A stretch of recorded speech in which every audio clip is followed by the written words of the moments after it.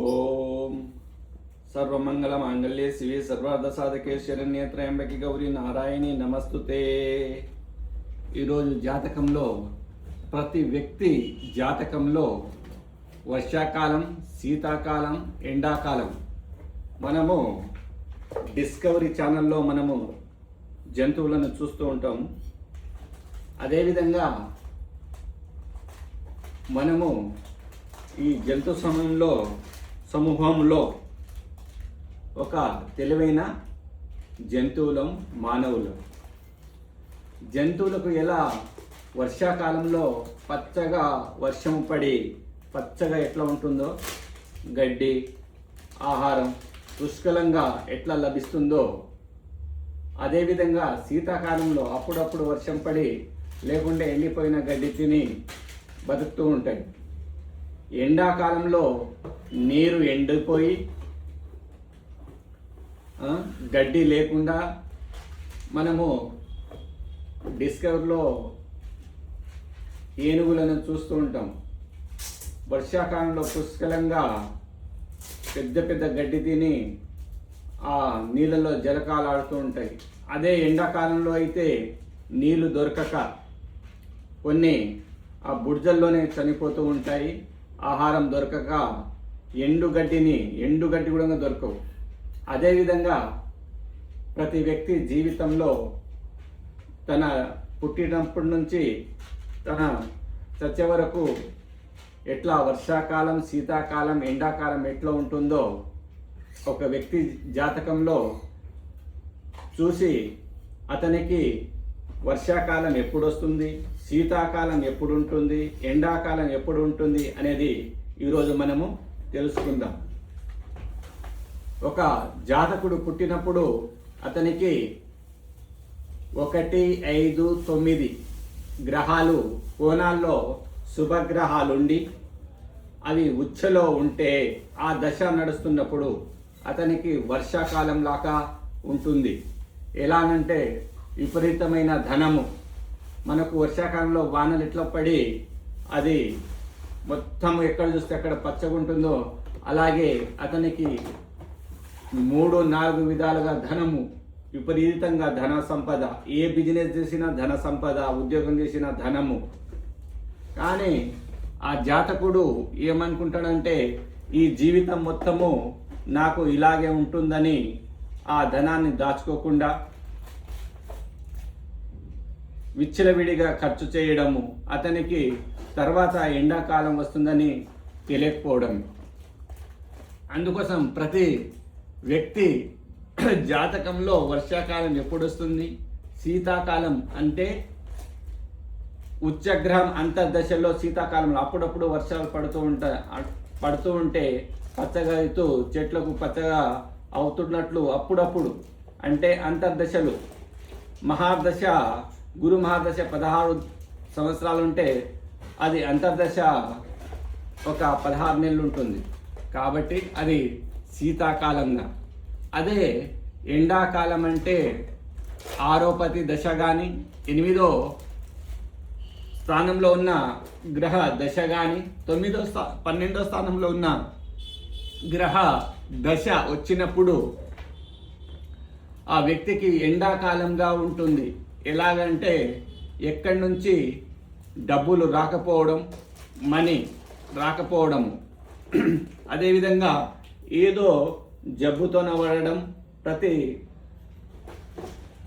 ఆ వ్యక్తి సమస్యల్లో ఇరకడం, ధన నష్టం, ప్రాణహాని, భయంకరమైన రోగము రావడం జరుగుతుంది. అదేవిధంగా డబ్బు అనేది రాదు. కాబట్టి అది అతని జీవితకాలంలో 8వ పతి దశ కానీ 6వ పతి దశ కానీ 12వ అధిపతి దశ కానీ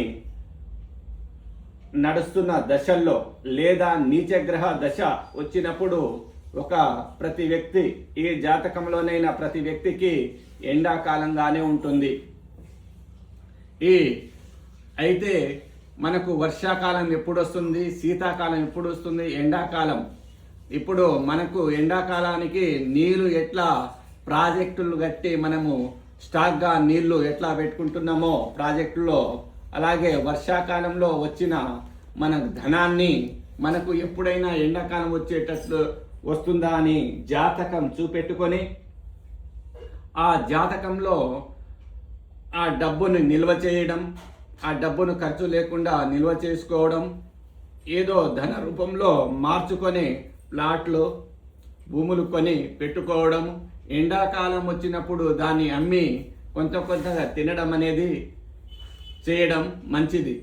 అందుకోసం మనకు వర్షాకాలం ఎప్పుడు వస్తుంది, శీతాకాలం ఎప్పుడు వస్తుంది, ఎండాకాలం ఎప్పుడు వస్తుంది, జాతకుని అనేది ఆ జాతక పరిశీలన చేసి వ్యక్తి తెలుసుకోవాల్సిన పరిస్థితి ఉంటుంది. ప్రతి వ్యక్తి జాతకంలో ఏ జాతకునికైనా, రాజకీయ నాయకులకైనా, ఎవరికైనా కొంతకాలమే స్టార్ ఉంటుంది వర్షాకాలం లాగా. తర్వాత ఏదో ఒక రోజు వాళ్ళు కింద పడి 6, 8, 12 గ్రహ దశ కాలంలో లేదా నీచ గ్రహ దశ కాలంలో ఏదో ఒక సమస్య, రోగ సమస్యనో జైల్వాసమో ఏదో వచ్చి, లేకుంటే ధన నష్టము, ధనం ప్రభుత్వం ఆక్రమించుకోవడం ఇలాంటి జరుగుతుంది. కాబట్టి మనకు జాతకునికి ఎప్పుడెప్పుడు ఏ కాలం అనేది ఎప్పుడు వస్తుందనేది తన జాతకం పరిశీలన చేసుకొని చూసుకోవడం చాలా మంచి విషయం. అయితే వర్షాకాలం ఎప్పుడు వస్తుంది? ఒక్కొక్కరికి 40 సంవత్సరాల తర్వాత వస్తుంది, ఒక్కొక్కరికి 15 సంవత్సరాలకి వచ్చేస్తుంది, ఒక్కొక్కరికి 60 సంవత్సరాల తర్వాత వస్తుంది. ఆ దశాకాలం ఎప్పుడు వస్తుందని మనము గ్రహించాలి. శీతాకాలం అప్పుడప్పుడు వస్తుంది ప్రతి వ్యక్తికి. అంటే ఒక వ్యక్తి శని మహాదశలో జన్మించిన వ్యక్తికి శుక్ర ఉచ్చలో ఉంటే అప్పుడు శనిలో 19 నెలలు మాత్రమే అంతర్దశగా శుక్ర దశ వస్తుంది. అప్పుడు శుక్ర దశ కాలం, అంతర్దశ కాలంలో చాలా సడన్గా డబ్బులు రావడము, సడన్గా ఏదో ఒక ఉద్యోగం రావడము ఇటువంటివి జరుగుతుంటాయి. కాబట్టి అదే శుక్ర మహాదశ 20 సంవత్సరాలు ఉంటుంది. ఒక జాతకంలో ఉచ్చలో శుక్రుడు ఉంటే అది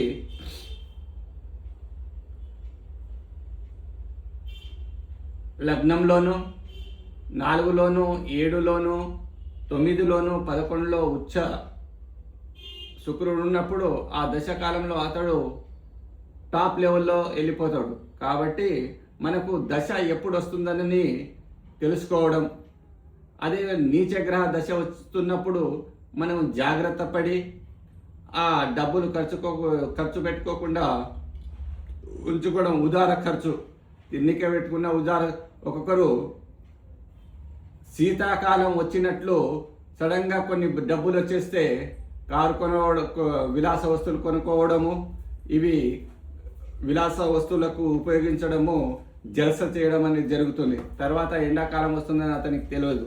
తర్వాత డబ్బులు చాలా ఇబ్బందులు ఏర్పడతాయి. కాబట్టి ప్రతి వ్యక్తి జాతకం చూపెట్టుకొని, జాతకం అనేది శాస్త్రము, మూఢో నమ్మకం కాదు, జాతకం అనేది శాస్త్రము. ప్రతి వ్యక్తి జాతకము చూపెట్టుకొని ఆ వ్యక్తికి ఎప్పుడు వర్షాకాలము, ఎప్పుడు శీతాకాలము, ఎప్పుడు ఎండాకాలంగా ఉంటుంది అనేది ఆ జాతకుని పరిశీలించి అప్పుడు మనము సక్రమైన ప్రణాళిక వేసుకొని చేస్తే మనకు అప్పులు కానీ, ఆ రోగ నివారణ శాంతులు కానీ చేపించుకోవడం, అంటే రోగాల నుంచి పడవచ్చు, అప్పులు లేకుండా మనము అప్పుల నుంచి దాటవచ్చు, రోగాల నుంచి దాటవచ్చు. అన్ని విధాలుగా మనకు జాగ్రత్త పడితే మంచిగా సంతోషంగా బ్రతకవచ్చు. వర్షాకాలం వచ్చిందని ఒకని కాలంలో రవి ఉచ్చలో ఉంటే, ఒకసారి రవి మహాదశ 6 సంవత్సరాలే ఉంటాయి. 6 సంవత్సరాల్లో విపరీతమైన ఎవరికైనా సర్పంచ్ కావడం లేదా ఎంపీటీసీ జెడ్పీటీసీ కావడం, కానీ ఆయన అనుకుంటాడు జీవితాంతం ఇదే మళ్ళీ గెలుస్తాను. అది ఇటువంటివి జరగవు. ఆ 6 సంవత్సరాల ఉచ్చలో ఉన్నప్పుడు రవి అతనికి పుష్కలమైన డబ్బు, అధికారం, అహంకారం ఇచ్చిపోతాడు. తర్వాత చూస్తే అతనికి ఎండాకాలం వస్తే అదే 10 సంవత్సరాల తర్వాత అతనితోన ఒక్క డబ్బు కూడా ఉండదు.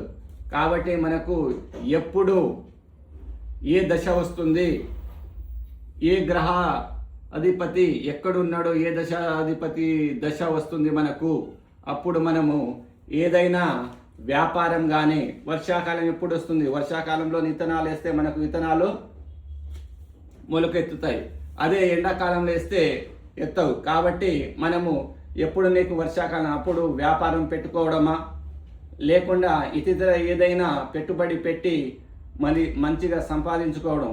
అదేవిధంగా ఎండాకాలంలో మీరు సడన్గా 1 కోటి రూపాయలు పెట్టుబడి పెడితే అంతా లాస్ అవుతుంది. మనం ఎండాకాలము విత్తనాలు చల్లితే మొలకెత్తవు ఎట్లానో, అలాగే మనం ఏదైనా పెట్టుబడి పెట్టేటప్పుడు నీకు ఏ కాలం జరుగుతుందని తెలుసుకోవాలి. ఇప్పుడు మంచి కాలమా చెడు కాలమా అనేది. చెడు కాల గ్రహ 6వ అధిపతి, 8వ అధిపతి, 12వ అధిపతి నీచగ్రహ దశ నడుస్తున్నప్పుడు నీకు ఏ మంచి జరగవు. లేదా ఏళ్ళనాటి శని, అర్ధష్టమ శని, అది కూడా అష్టక వర్గంలో ఎన్ని బిందువులు ఉన్నాయని తెలుసుకోవాలి. నీ ఏదైనా వ్యాపారం చేసినప్పుడు చంద్రుడు అష్టక వర్గ బిందువుల్లో ఏ బిందువులైతే 5, 6, 7లో ఆ రాశిలో చంద్రుడు ఉంటాడో అప్పుడు వ్యాపారం ప్రారంభం లేదా శుభకార్యాలు చేయడం జరిగితే అన్ని మంచివే జరుగుతాయి. కాబట్టి జాతకంలో గ్రహ కుండలినే కాకుండా అష్టక వర్గం చూసి, సర్వాష్టక వర్గం చూసి ఏ రాశిలో అయితే ఎక్కువ బిందువులు వచ్చి ఉంటాయో ఆ రాశుల్లో మనం శుభకార్యాలు కానీ ఏదైనా మంచి పనులు చేయడం ప్రారంభిస్తే అన్ని శుభాలు జరుగుతాయి. అవి అన్నీ తెలుసుకొని ప్రతి వ్యక్తి చేసి తన కష్ట నష్టాలు రాకుండా చూసుకోవాలని మనవి చేస్తూ ఈరోజు ప్రతి ఒక్కరూ చూసి ప్రతి ఒక్కరూ జాతక పరిశీలన చేసుకొని, జాతకం అనేది మూఢో నమ్మకం కాదు, ఈ శాస్త్రం. ఎందుకంటే మూఢో నమ్మకంగా మార్చేసినట్టు జాతకాలను, జ్యోతిష్యాన్ని. ఎందుకంటే జ్యోతిష్యాన్ని మూఢో నమ్మకం కాదు, అది ఒక శాస్త్రం. కానీ యూట్యూబ్, టీవీలు వచ్చినాయని ఎవరు పడితే వాళ్ళు ఈ రాశి వాళ్ళకు ఆ రాశి వాళ్ళకు, ఒక రాశిలో 20 కోట్ల మంది ఉంటారు, వాళ్ళకు మంచి జరగవు చెడు జరగవు. కాబట్టి వాళ్ళ అష్టక వర్గం చూసి వ్యక్తిగత జాతకమే చెప్పాలి. జ్యోతిష్యంలో ఒక రాశి గురించి, ఆ రాశిలో ఉన్న వ్యక్తుల కోట్ల మంది ఉంటారు, ఆ రాశుల గురించి చెప్పడం జరగదు. గోచార ఫలితాలు నేను ఎప్పుడు చెప్పను, వ్యక్తిగత ఫలితాలు మాత్రమే చెప్తాను. ఇంతటితో ఈ వీడియోని చూసి ఆదరించగలరే మనవి.